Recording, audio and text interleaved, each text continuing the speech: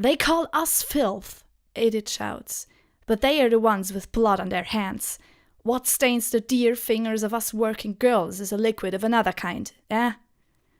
Laughter and drunken cheering.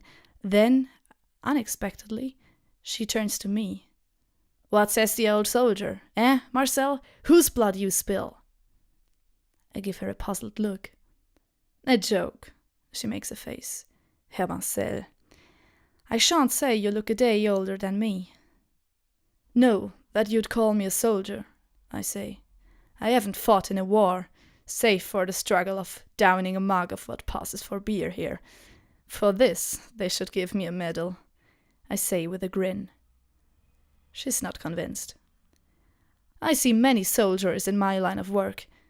Up quite close and personal, I should add. And you hold yourself as they do," she replies, peering over at me. "Got that look in your eyes, also." She was right about everything. I had fought. I did indeed have blood on my hands. And if things were to continue as I had set them to, my hands would remain so stained. While I was stationed with the colonial forces near the Mamib, a visiting British officer had told me that the whole project of colonialism functioned on the same mechanism of a weapon they had, called the Maxim gun. A beastly thing that could tear a man in half, it cemented their rule in terror. And fired with a unique mechanism. Each shot would power the action of the next, an eternal cycle of violence. A machine that fed on blood, where the greatest effort on the part of operator was to release the trigger. At the time I considered him an old fool, but here I am, finger on the trigger, hesitant to fire. Marcel 3, August 2nd, 1907. I'd like to continue. So that's the story of, I guess, one of the prostitutes and Marcel in the MAYFLY bar. Let's descend to the square again. And I'm interested in those iron gardens, so let's take a look at them. Forecourt, Old Quarters, Iron Gardens. The Institute and its grand stairs to the plaza and its pendulum, this created a long axis, bisecting the city to form its spine. At the culmination of this lay the Iron Gardens, a sprawling complex of cast iron and plate glass greenhouses. Below, spires silhouetted in black across the horizon. It felt fierce in its myriad colors. Opposite the planar facade, at the rear of the Lacombe building, a small forecourt led up to the garden's crystalline gate. I'd like to examine the entrance gate. Crystalline gate. Filigree metalwork of great craftsmanship, joined in glass. Despite a fragile countenance, it was bolted from the inside with large steel bars. By all appearances, it did not seem to be operable from the exterior. Okay, I can't do anything with it. Okay, maybe later. I already was in the Lacombe building. Now I'd like to traverse an arcade heading south. And I'm at the Verona Square again. What did I not do yet? Maybe one of those two things. Yes, that's where I came from, so I like to follow the winding alleyways to the boulevard. Another memory here. At the riverside. The riverside bent to meet the northern quarter of the city, ending the boulevard in a promenade of sorts that continued some distance along the shore. Opulence and austerity were at war along the boulevard, with the Baroque sensibility gaining dominance as one moved closer to a river, culminating at the center of all this with the Imperial Opera, an imposing hulk of a structure brooding above the waters. Ooh, that's interesting. But I'd like to activate the memory first.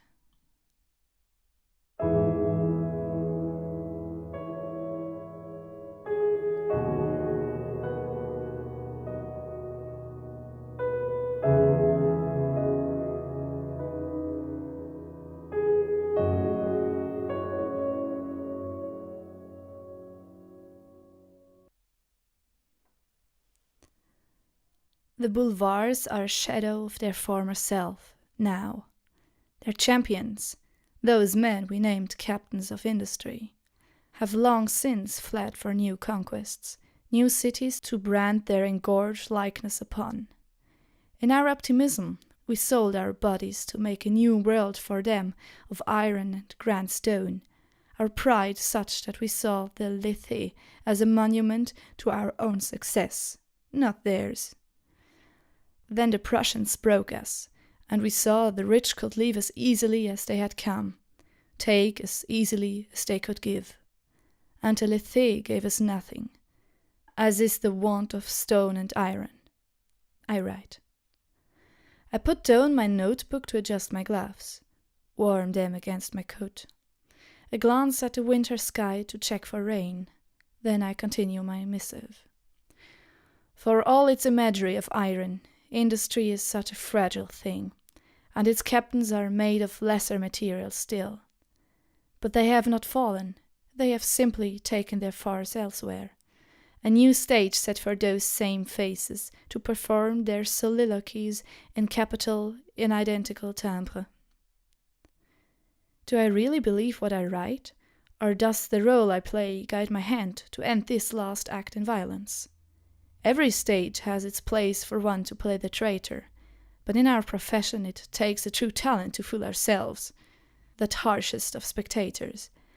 Our performance is a lie told in greatest sincerity, and those of us traitors who thrive in this vicious time have such unyielding faith in our own self-interest to put to shame the truest of believers. The Lethe has found a new life, a quieter life. Maybe it's better that way. No, I strike that line out in anger. I need to make these words burn. Marcel II, January 17th, 1907. Continue. Yes, please.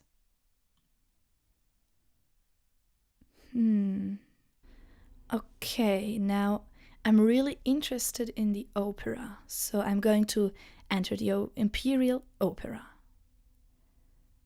I'm in the foyer of the Imperial Opera. The dueling sensibilities of the boulevard met their climax here. Palatial splendor with a Teutonic gravity. An aesthetic, no doubt, a tool to pacify in awe the newly conquered. And in this it was successful. For it indeed pacified the few that remained, those too poor or too stubborn to flee. But of these, fewer still could find the use of the operatic works of a hostile nation. This did not mean the theatre found no patronage, however. The structure's unique location meant many would take the journey on sentimentality's sake alone, and so over the decades the opera enjoyed a workable audience of the overly patriotic. An imperial staircase filled the foyer, a tiered structure built not to facilitate traversal, but to force on you the gravity of what you came to witness. This led up to two wings, these corridors overlooking the foyer, to then continue into the theatre proper. A door off one of these led up a flight of steps to the principal director's office. I'd like to enter the theatre. I really love empty theatres, also in real life. Now we're on the theatre. The theatre was of typical European design. An enclosed, crescent, multi-tiered arms embracing flat rows of seating before meeting at the stage. Can I click? Yes, I can click the European design. The theatre was of typical European design. Modern European, that is. Classical antiquity enjoyed a more egalitarian design, with seating varying little in quality throughout. An enclosed crescent, multi-tiered arms bracing flat rows of seating before meeting at the stage. Never entirely conquering the silence, an echo of faint, indistinct music faded into and out of hearing, though the orchestra pit remained empty of both performer and instrument. The lighting was of similar sort, dim and of a curious tone, illumination without source. And here is a memory. I'd like to activate the memory.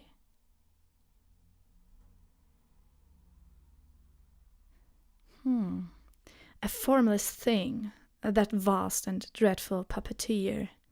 You can see it pull the strings, watch it make the men dance across the stage, as it quivers in terrible amusement.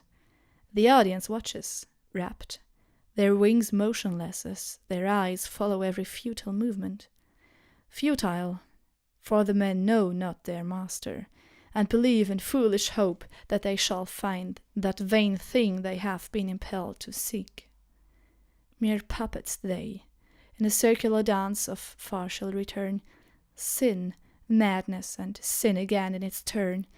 So do we truly surrender to sorrow when the writhing end arrives?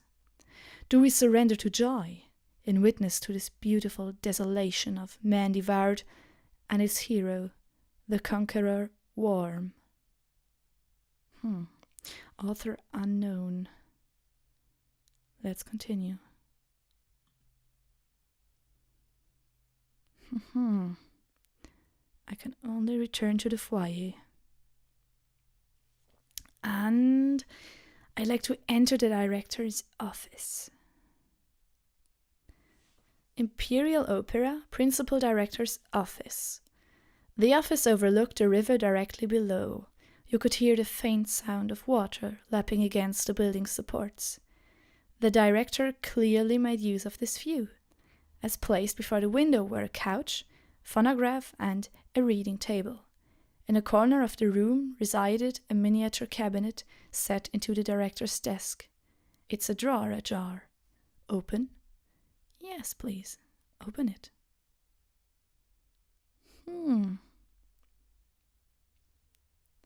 In a corner of the room? Wait. Can I also click? And the reading table. A reading table. What's here? Oh, okay. The director clearly made use of his view, as placed before the window were a couch, phonograph, and a reading table, set with a small portrait of Giuseppe Garibaldi. I now recognized the flag that flew was draped over the far wall as the tricolor of unified Italy. Okay. I want to examine the safe. I see, another safe. A diminutive but stout combination safe. Atop it lay a small tricolor flag bearing the colors of the Kingdom of Italy. Okay, we need another combination. Let's leave. Maybe the phonograph gives us a tip? A hint? Phonograph. Worn with use, but of a make befitting one who has made music their living. Okay. No clue here. Leave. Okay. We still need the safe combination. I am just thinking maybe it has something to do with Italy. Maybe it is the year Italy unified. I don't know. Or Giuseppe Garibaldi was born. Could also be the case. But I don't want to look that up in the internet, so I will just carry on. Okay, I did those two things. Let's go back to the foyer. And As I have been here and here, I return to the boulevard.